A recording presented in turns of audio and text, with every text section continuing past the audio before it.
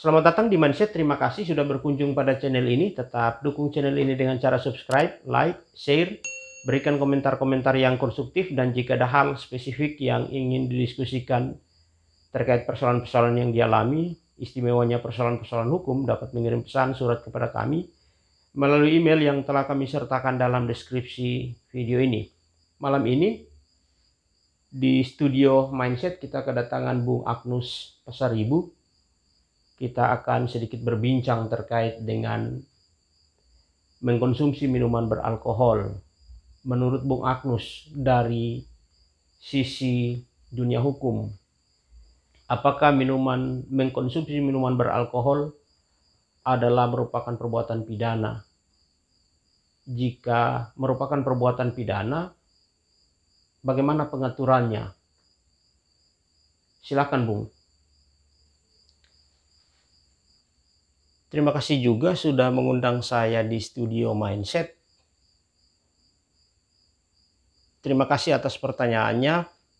Ketika berbicara soal mengkonsumsi minuman beralkohol, memang bukan sesuatu yang baru, sudah cukup lama.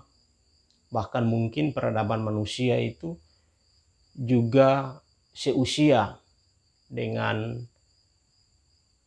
mengkonsumsi minuman beralkohol. Jadi kita tidak dapat merunut dari mana harus memulai secara histori.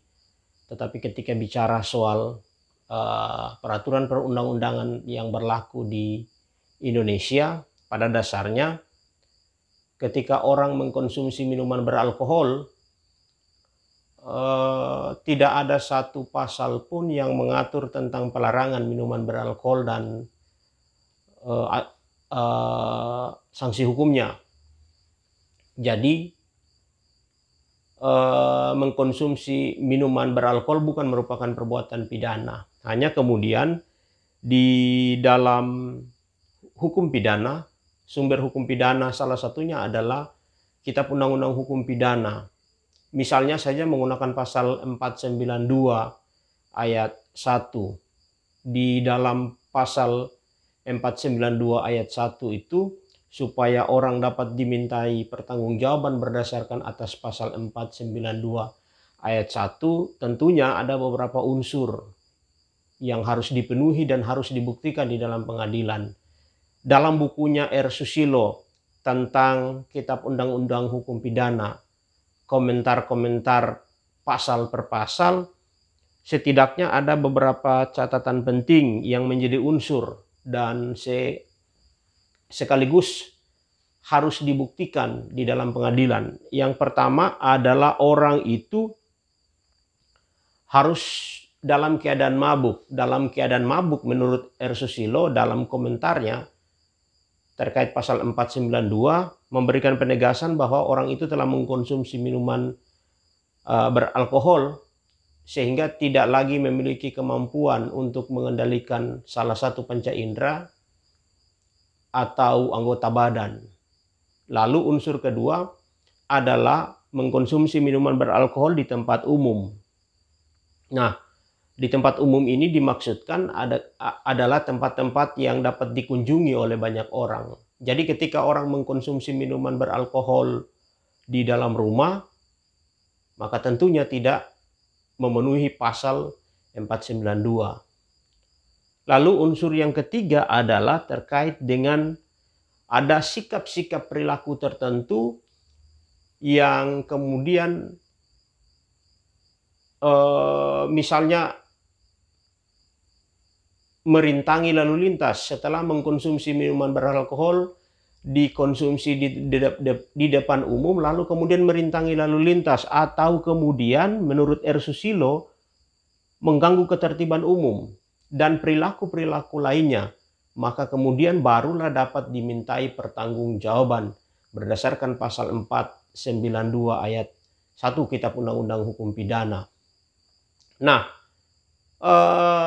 poinnya adalah bukan berarti karena tidak ditegaskan, tidak diatur dalam peraturan perundang-undangan lalu kita dapat secara bebas mengkonsumsi minuman beralkohol.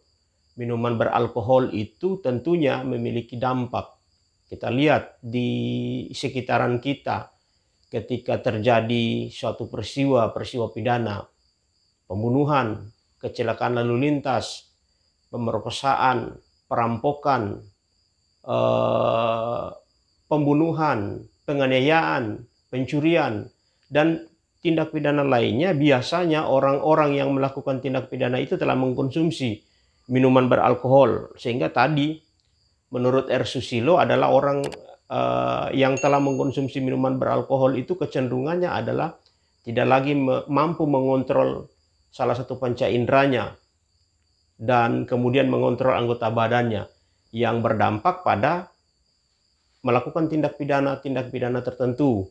Sehingga idealnya pilihan untuk mengkonsumsi minuman beralkohol itu ada di tangan kita masing-masing. Kita boleh mengkonsumsinya dengan catatan dengan kadar yang terukur.